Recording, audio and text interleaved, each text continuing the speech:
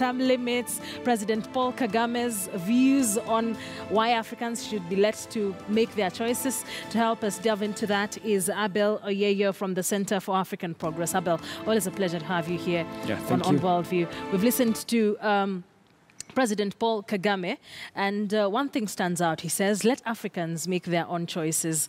Don't try to stifle them with the things that work on your end, but majority here don't think they work. Your thoughts?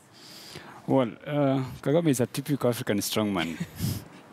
Of course, I think it is quite unfortunate because he gets a lot of support, not just from within Africa, but beyond as well. And for whoever might want, of course, to learn a few things from him, he's setting a bad example. Yeah, we give him credit, of course, for trying to rebuild Rwanda. That is since after the 1994 unfortunate genocide. But I think extending the term limits was a mistake.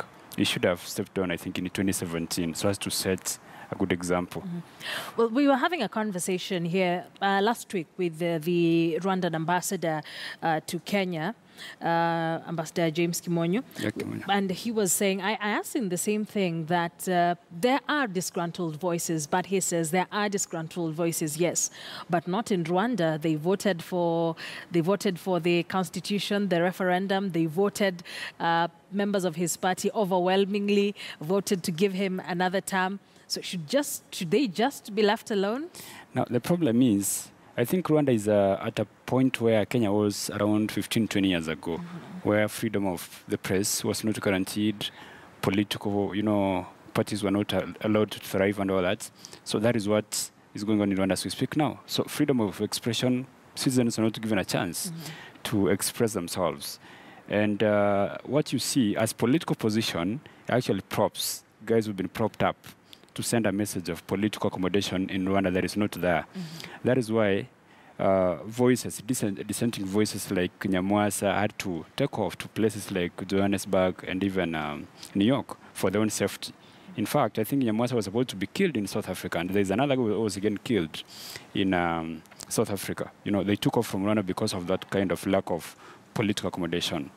So what comes out as contentment by Rwandan citizens is fear. They're being intimidated, they're being forced to accept what they don't want. That is what's going on in Rwanda now. But the turnout for voting for that particular was great. That is it. Because if you stay back in the house and you don't vote, you'll be arrested. If you come out and complain, you'll be arrested. I don't think there's an African country where citizens can come out and say, we'd like to see someone be in office for 35 years, 45 years. There's nothing like that. So 98% saying yes, we'd like to see Kagame become president for life, almost president for life, is not true. It is false. Democratic, it's not true. It's false. I don't think that people want to be ruled by just one person for the extent of their lives.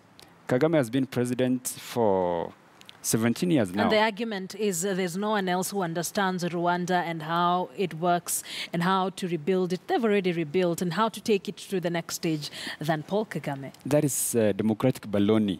You cannot tell people that there's no one in Rwanda who understands how to run the country. Are you telling me Rwanda is just Kagame? There are people who were there when, of course, the genocide took place. There are people who understand Rwanda's history. The guys who can take over from him, and I think even offer better leadership than him. So you can't tell people there's no one in Rwanda who can take over from Kagame. There are people. So what he's trying to do is to come up with a really stupid argument to extend his leadership. He wants to become another Mugabe. That is what he wants to become. And it is unfortunate because he began on a very good footing and he had a lot of support from within the continent and even beyond.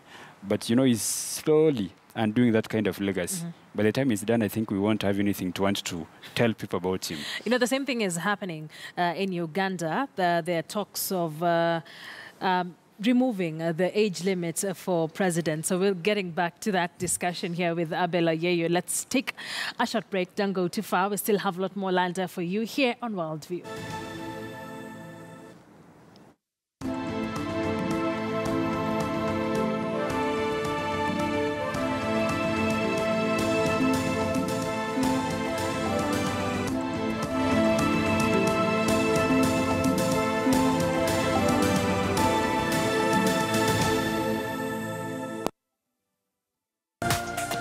This is KTN News.